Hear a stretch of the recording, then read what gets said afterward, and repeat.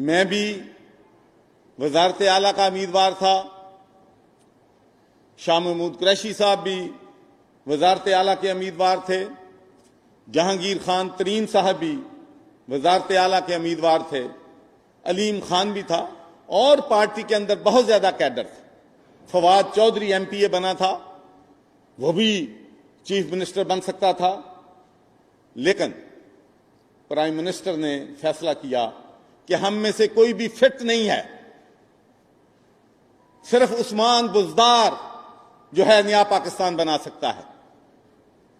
हमने फिर भी अपने जज्बात पे कंट्रोल किया। हमने कहा कि हमने नया पाकिस्तान बनाना है। अगर इमरान खान समझता है कि नया पाकिस्तान उस्मान बुज़दार बना सकता है तो हम फिर भी उसके साथ हैं। लेकिन पूरी कौम ने देखा, पूरे पाकिस्तान के लोगों ने देखा कि नया पाकिस्तान जो है पंजाब में क्या तमाशे हो रहे हैं, और नया पाकिस्तान जो है उस्मान बुज़दार किस तरीके से बना रहा है। पूरी पाकिस्तान तहरीक इंसाफ के वर्कर्स, पूरे पंजाब के वर्कर्स, पूरे पाकिस्तान के वर्कर्स, और मैं चैलेंज करता हूं पूरी हमारी फेडरल गवर्नमेंट के तमाम मिनिस्टर्स, लंदन से लेकर न्यूयॉर्क तक, यूरोप तक, हर बंदा आहें भर रहा था कि हमने ये पाकिस्तान बनाना था जिसमें हर 3 महीने के बाद कभी प्राइम बदला, चीफ मिनिस्टर बदला जा रहा है, चीफ सेक्रेटरी बदला जा रहा है, कभी आईजी आ रहा है, कभी मुलाजमतें बिक रही हैं।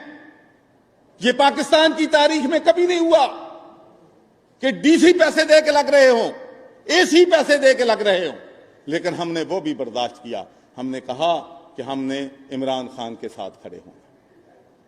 पूरी पाकिस्तान तहरीक इंसाफ एक तरफ थी कि पंजाब पाकिस्तान का सबसे बड़ा सूबा है, पंजाब नहीं चल रहा है। एक तरफ इमरान खान था, एक तरफ पूरी पाकिस्तान तहरीक इंसाफ थी। लेकिन हमारी बात किसी ने नहीं मानी। और आज मैं ये कहना चाहता हूं कि अगर इंटरनेशनल कंस्पिरेसी है तो सबसे बड़ी इंटरनेशनल कंस्पिरेसी उस्मान बुज़दार को वजीर आला बनाना था। जाके देखें, सड़कें पूरे पंजाब में टूटी फूटी पड़ी, रिश्वत जो है निचले लेवल पे कई गुना बढ़ गई है। लेकिन हमने कहा कि हमने लॉयल्टी करनी है, हमने इमरान खान के साथ खड़ा होना है। हमने अपने दिल पे पत्थर रख के इमरान खान के साथ खड़े रहे। और उसके बाद मैं चूंकि जो जिसकी वजह से मैं सैक हुआ हूं वो बात मैं कौम को, पाकिस्तान के लोगों को बताना चाहता हूं कि ये रमजान का महीना है और मैं जो बात कह रहा हूं अगर उसमें एक बात भी सच ना निकले तो जो सजा ये कौम देगी मैं लेने के लिए तैयार हूंगा। पहली बात तो यह है कि पूरा पाकिस्तान रोता रहा, पंजाब रोता रहा, हमारे तहरीक इंसाफ के वर्कर रोते रहे कि उस्मान बुज़दार को तब्दील कर दो, नया चीफ मिनिस्टर ले आओ। नहीं मानी गई बात। फिर आखिर फैसला हुआ कि उस्मान बुज़दार को तब्दील करना है। 184 लोग हैं पाकिस्तान तहरीक इंसाफ के जो कि पीटीआई के टिकट पे बन के आए हैं। उनमें से इमरान खान को एक बंदा भी पसंद नहीं आया जिसको वो चीफ मिनिस्टर बना सके। एक बंदा उसको नहीं आया कि उसको चीफ मिनिस्टर बना सके। उसने एक ऐसे शख्स को नामजद किया जो कि ना पीटीआई का मेंबर है, ना पीटीआई के टिकट पे इलेक्शन लड़ा है। क्या वजह है? 184 मैं समझता हूं कि ये पीटीआई के वर्करों, पीटीआई के एमपीज के चेहरे पे तमंचा है कि एक ऐसे शख्स को जो 3.5 साल से ब्लैकमेल कर रहा है पाकिस्तान तहरीक इंसाफ को, जो वो बयान देता रहा है पंजाब असेंबली में सबके सामने है, जिस तरीके से उसने तमस्कर लड़ाया है प्राइम मिनिस्टर का अपने इंटरव्यूज में। कभी वो जाके नून के साथ वजीर आला बन जाता है, फिर हमारा बन जाता है। फिर आप आप एक तरफ कहते हैं कि मैं ब्लैकमेल नहीं हूंगा, फिर आप उस शख्स से ब्लैकमेल हो रहे हैं जिसके पास 9 एमपीए हैं। और मैं आपको ईमानदारी से कहता हूं, मैं 1.5 साल नून में गवर्नर रहा हूं, 3.5 साल से पीटीआई का गवर्नर हूं। उस वक्त मुल्क में पंजाब के अंदर 4 सूबे नहीं थे। पंजाब के अंदर एक बहावलपुर सूबा था, एक गुजरात सूबा था, एक पंजाब के अंदर चकवाल सूबा था, एक मंडी बहाउद्दीन सूबा था। तो मैंने एक दफा किसी काम के लिए एक सीनियर पुलिस ऑफिसर को फोन किया, तो जब उसने मुझे बताया कि सर इस डिस्ट्रिक्ट में एक ही बंदे की हाकमियत चलती है, उस डिस्ट्रिक्ट में और कोई कुछ नहीं कर सकता, हमने ये भी बर्दाश्त किया, इसलिए कि हम पार्टी के साथ लायर रहना चाहते थे। पाकिस्तान के वर्कर मुझसे, पाकिस्तान तहरीक इंसाफ के वर्कर मुझसे प्यार करते हैं, मैं उनसे प्यार करता हूं, मैं उनको नहीं छोड़ना चाहता था, और हमारे जो दोस्त हैं उनको मैं नहीं छोड़ना चाहता था। मैंने कहा मैंने सब्र करना है, मैंने सब्र करना है, और मैंने सब्र किया। फिर हालत यहां तक पहुंची। मैं आपको ये बात क्लियर करना चाहता हूं कि मुझ पर यह इल्जाम लगाया जा रहा है कि मैं साहबाई असेंबली के अजलास को ताखीर डिलिबरेटरी कर रहा था, अपोजिशन के कहने पे मैं डबल प्ले कर रहा था। तो मैं आज ये बात चैलेंज करता हूं कि प्राइम मिनिस्टर के साथ मेरी 2 मीटिंग्स हुई। प्राइम मिनिस्टर ने मुझे कहा कि चौधरी साहब हर सूरत में पंजाब असेंबली का इजलास 3 अप्रैल के बाद होना चाहिए, लेकिन मैंने इसलिए नहीं बताया चौधरी परवेज इलाही को कि मेरे पास ये अमानत थी प्राइम मिनिस्टर की। मैं नहीं चाहता था कि अपने प्राइम मिनिस्टर को मुश्किल में डालूं। और चौधरी क्यों मुझसे नाराज हैं कि मैंने असेंबली का इजलास नहीं बुलाया? वो भाई मेरे पास इस्तीफा आए, इस्तीफे को मंजूर करूं तो फिर असेंबली का इजलास बुलाऊं। फिर 2 तारीख को इन्होंने मुझे कहा कि आज ही इस्तीफा मंजूर करो और आज ही असेंबली का इजलास करो। तो मैंने कहा भाई मैं प्राइम मिनिस्टर के पास जा रहा हूं, मैं प्राइम मिनिस्टर से बात करूंगा और उसके बाद मैं इस्तीफा जो है वो मंजूर करूंगा। मैं वहां पर प्राइम मिनिस्टर साहब के पास गया, वहां पार्टी के 7-8 रहनुमा थे। कोई मेरी बात को कुरान पे हाथ रख के झूठा कहे जो मैं आज बात करने लगा हूं। तो उन्होंने कहा जी इस्तीफा मंजूर। मैं कहा सर मंजूर। उसके बाद उन्होंने कहा परवेज खटक साहब एक कागज का टुकड़ा ले आए मेरे पास कि इस पे दस्तखत करो। मैंने कहा भाई ये क्या है? नहीं दस्तखत करो। उस पे लिखा हुआ था कि 2 अप्रैल को असेंबली का इजलास बुलाया जाए। मैंने कहा सर खुदा के लिए मैं बरतानिया की मेंबर पार्लियामेंट रहा हूं, मैंने अपनी जिंदगी सारी गैर कानूनी गैर आईनी काम नहीं किया। मैं कॉन्स्टिट्यूशन की प्रायोरिटी पे बिलीव करता हूं। अभी इस्तीफा मेरे पास है, इस्तीफा ने जाना है लॉ डिपार्टमेंट में, उसके बाद चीफ सेक्रेटरी के पास जाना है, उसके बाद उसकी नोटिफिकेशन होनी है, उस नोटिफिकेशन के बाद लॉ डिपार्टमेंट ने समरी मूव करनी है सवाई असेंबली की। सर मैं मेंबर ऑफ पार्लियामेंट रहा हूं, सर मुझसे ये गुनाह न कराएं। सर रात के अंधेरे में मुझसे असेंबली का इजलास न बुलाएं। अगर आप ये जरूरी चाहते हैं तो खुदा के लिए मुझसे रिजाइन ले लो, मैं अपना इस्तीफा देने के लिए तैयार हूं, और फिर जो मर्जी गैर आईनी काम कराना है नए गवर्नर से करवा लो। वहां परवेज खटक ने इल्जामात लगाने शुरू कर दिए। मैंने तहम्मुल किया। मैं इस बात में मानता हूं कि मैंने उस वक्त अपनी आवाज ऊंची की इसलिए कि मैंने अपनी जिंदगी में ऐसा काम पहली दफा कर रहा था। तो फिर 10-15 मिनट के बाद फिर मेरे पास सारे आए। परवेज इलाही ये कहता है कि अगर इलेक्शन 2 को नहीं होता तो मैं जीत नहीं सकता, 2 को इलेक्शन करवाना जरूरी है। मैंने फिर प्राइम मिनिस्टर के पास गया। मैंने कहा मैं 5 प्राइम मिनिस्टर से अलहदगी में मिलूंगा। तो मैंने प्राइम मिनिस्टर साहब से कहा कि सर ये 3.5 साल से हमें ब्लैकमेल कर रहे हैं, मैं खुश नहीं हूं। हमारे पास 184 मेंबर्स थे, उनमें से क्यों एक नहीं बन सकता? मेरा दिल नहीं करता इसको सपोर्ट करने को, और ये काम भी मैं अपने दिल पे पत्थर रख के सर अगर आप हुक्म देते हैं तो मैं ये भी करने के लिए तैयार हूं। और मैंने वो दस्तखत भी कर दिए अपने जमीर के खिलाफ। लेकिन एक बात मैं कहता हूं कि जैसा करोगे वैसा भरोगे। मैंने रात के अंधेरे में गैर आईनी गैर कानूनी काम किया और फिर रात के अंधेरे में मुझे सैक कर दिया गया। मैं डिजर्व करता हूं, मुझे दस्तखत नहीं करने चाहिए थे।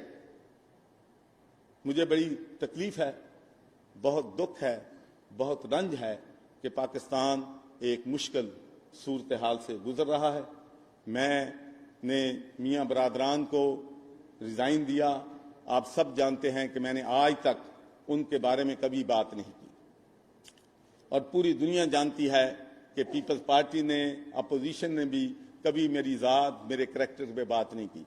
एक बात पाकिस्तान में सबको पता है कि मोहम्मद सरवर कोई गैर कानूनी और गैर आईनी काम नहीं करेगा, ये सबको मालूम है। इसलिए मेरी वो इज्जत करते हैं। और मेरी ख्वाहिश है कि मैं आपको ये भी बताना चाहता हूं कि मैं कोई 10 दफ़ा रिज़ाइन देने की कोशिश की है पिछले 2 सालों में। मेरे ज़मीर पे बड़ा बोझ था, मैं तकलीफ में था जो पंजाब में हो रहा उसको देख, जो तमाशे चल रहे थे।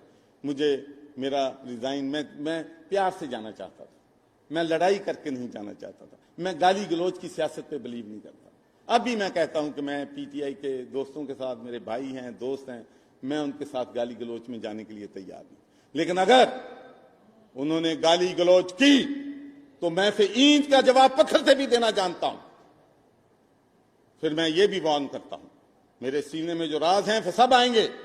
लेकिन अब मैं ये कहता हूं पीटीआई के वर्करों को कि मैं आपके साथ हूं, आप मेरे भाई हैं, आपके जज्बात से मैं आगाह हूं।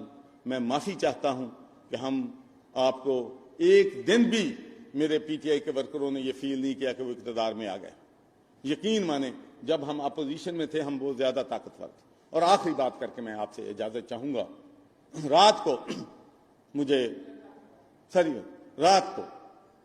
मुझे टेलीफोन कॉल आई कि चौसाब, परवेज इलाही हार रहा है, आप असेंबली का इजलास मुलतवी कर दें। और उसके बाद आपके पास ये भी पावर है कि अगर वो 186 वोट पहले पे ना ले सकें तो उसके बाद आप असेंबली को डिसॉल्व कर। मैंने कहा जो प्राइम मिनिस्टर साहब कहेंगे मैं उनके हुक्म की तामील करूंगा, as long as it does not violate constitution of Pakistan. मैं बड़े आईनी सरबराह हूं, मैं गैर आईनी काम नहीं करूंगा। सुबह 10 बजे आप जो कहेंगे मैं वकला से मशवरा करूंगा। अगर वकला ने यह बात कही कि ये आईनी है तो मैं यकीनी अपने प्राइम मिनिस्टर के जो है हुक्म जो है उसको अबे करूंगा। वो हमारा लीडर है। तो मेरी अल्लाह ताला से दुआ है। और मुझे एक खतरा है कि कहीं ये ना हो जाए कि कल को अखबारों में आए कि चौधरी सरवर भी इंटरनेशनल कॉन्स्पिरेसी का हिस्सा बन गया है। इंटरनेशनल कॉन्स्पिरेसी में मैं ना आ जाऊं। लेकिन एक बात मैं as a piece of advice अपने तमाम क्रॉस पार्टी पॉलिटिशियंस को कहता हूं कि दुनिया का कोई मुल्क भी पूरी दुनिया से टक्कर नहीं दे सकता, अमेरिका भी टक्कर नहीं दे सकता। हमें अपने हदूद में रहना चाहिए। आज़ाद खारजा पॉलिसी हर मुल्क का हक है। हमें खुदा के लिए पाकिस्तान में जो मर्जी करें। हमारा सबसे बड़ा ट्रेडिंग पार्टनर यूरोपियन यूनियन है। यूरोपियन यूनियन के साथ हमारी $12 बिलियन की एक्सपोर्ट है। पूरी दुनिया जो अपने ताल्लुकात बनाती है वो पहले देखते हैं कि हमारे उनके साथ मुआशी मफादात क्या हैं। हमारा सबसे बड़ा मुआशी पार्टनर यूरोपियन यूनियन है। हमें उनके साथ ताल्लुकात अपने अच्छे रखने हैं। मुझे मालूम है कि कितनी मुश्किलात के बाद मैं पाकिस्तान में जीएसपी प्लस लेके आया था। मैं 4 दफा वहां पर गया था, अपने खर्चे पे गया था, इसलिए कि मेरे मुल्क को फायदा होगा। अल्लाह ने पाकिस्तान को जीएसपी प्लस दिया। उसके बाद आप सबको मालूम है, पूरी दुनिया को मालूम है कि वहां की पार्लियामेंट में 2 रेजोल्यूशन मूव हुए, जिनमें 665 मेंबर ऑफ यूरोपियन पार्लियामेंट ने कहा कि पाकिस्तान का जीएसपी प्लस सस्पेंड कर दो। मैं फिर भी गया, मैंने ये चैलेंज टेक किया और अल्लाह की मेहरबानी से तमाम पार्लियामेंटेरियन को वहां रजामंद किया कि वो हमें जो है जीएसपी प्लस हमारा सस्पेंड जो है नहीं करेंगे। उसके बाद हमारा सबसे बड़ा ट्रेडिंग पार्टनर यूएसए है, पॉजिटिव में है। वहां उनसे भी ताल्लुकात हम रशिया जाएं, कोई इतराज नहीं, लेकिन अमेरिका से हम कन्फ्रंटेशन नहीं ले सकते। मुझे वो भी दौर याद है जब सद्दाम हुसैन के बारे में पूरी दुनिया में नारे लगते थे कि बड़ा बहादुर है, ये मुसलमानों का लीडर बन गया है। और फिर जो इराक का हाल हुआ वो भी सामने है। मैं कर्नल कजाफी को भी जानता हूं, मेरा दोस्त था वो, उसने भी पंगा लिया। फिर देखला क्या हुआ। हम एक गरीब मुल्क हैं, हम लोगों के साथ रशिया से भी तल्कात रखते हैं, चाइना से भी रखना चाहते हैं, यूरोपियन यूनियन से भी रखना चाहते हैं, अमेरिका से भी रखना चाहते हैं, बरतानिया से भी रखना चाहते हैं। और दूसरी बात जो है, मेरी एडवाइस है कि खुदा के लिए इंटरनेशनल पॉलिटिक्स को डोमेस्टिक पॉलिटिक्स में ना लेके आए। खुदा के लिए ये मुल्क का इंटरेस्ट है। मुझे गालियां पड़ें, कुछ करें, मुझे गालियां मैं सह लूंगा, लेकिन सच्ची बात मैं करना चाहता हूं कि खुदा के लिए हमारे इंटरनेशनल तल्कात जो हैं, हमारे दुश्मन बहुत मजबूत है इंडिया, हमें अपने बाहर के लोगों के साथ डिप्लोमेसी रखनी है, तल्कात रखने हैं। तो इसलिए मेरी गुजारिश है कि हम कोशिश करें कि दुनिया के तमाम मुल्कों एक के साथ ताल्लुक बना के दूसरे के साथ बिगाड़ना। मिसाल के तौर पर मैं आपसे कहना चाहता हूं कि हमारा इस वक्त सबसे ज्यादा जो हमारी वर्क फोर्स है वो सऊदी अरेबिया में है, वहां से हमें सबसे ज्यादा ज़र मुबादला आता है। तो जब हमने अपने तल्कात का फैसला करना है तो हमें सऊदी अरब को सबसे ज्यादा इंपॉर्टेंस देनी, हर मुश्किल वक्त में हमारा साथी है। उसके बाद यूएई से हमें सबसे ज्यादा ज़र मुबादला आता है, फिर हमें यूरोप से आता है, बरतानिया से आता है, अमेरिका से आता है। तो हमें अपने तल्कात को देखना है कि जो $13 बिलियन हमारे मुल्कों में आ रहा है वो किन ममालिक से आ रहा है, उन ममालिक से हमने गहरे रवाबत पैदा करने हैं। तो इसलिए मैं समझता हूं कि आज जो पाकिस्तान में हो रहा है, मैं अल्लाह ताला का लाख लाख शुक्र अदा करता हूं। ये मुझे जरूर दुख है कि जब आज मैंने 1 तारीख को वॉलंटरी ये रिक्वेस्ट की थी कि मैं इस्तीफा सर मुझसे ले लें, फिर अपनी मर्जी के काम नया बंदा करके लगवा लें, तो फिर ये सैक करने की मुझे क्या जरूरत है। एक बंदा सैक तो उसको करते हैं जो इस्तीफा ना दे। अगर मुझे कहा भी नहीं गया, मैंने खुद, और ये शाह महमूद कुरैशी, परवेज खटक इस बात के गवाह हैं कि मैंने कहा कि खुदा के लिए मुझसे गैर आईनी काम ना करवाएं, मैं इस्तीफा देता हूं, नए बंदे से काम ले लें। अल्लाह ताला पाकिस्तान का हामी नासर हो। एक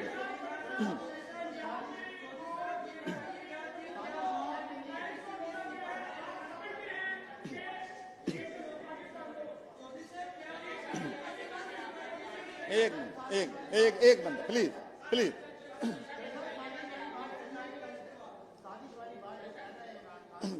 भाई मैं इस बारे में कुछ नहीं कहना। देखिए मैं समझता हूं, देखिए मेरी बात ये जो इंटरनेशनल कंस्पिरेसी वाली बात है, मैं मशवरा दे सकता हूं। अगर मेरी पार्टी ने मेरे मशवरे माने होते तो मैं समझता हूं कि आज हम इन हालात में ना होते। तो आज भी मैं कहता हूं कि जो लोग गैर दानिशमंदाना, गैर सियासी मुशावरत इमरान खान को दे रहे हैं, उन मशवरों से परहेज करें।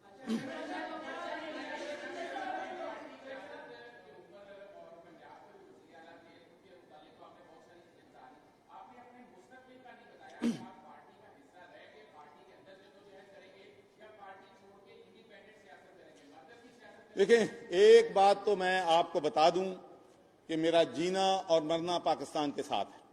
अब मेरी सियासत पाकिस्तान में होगी। और दूसरी बात यह है कि देखिए मैं कोई भी फैसला, हजारों वर्कर्स हैं पीटीआई के जिनसे मैं दिल से प्यार करता हूं, मेरे दिल की आजादी, शहनशाही, शिकम समाने मौत, फैसला तेरे हाथों में है, दिल या शिकम।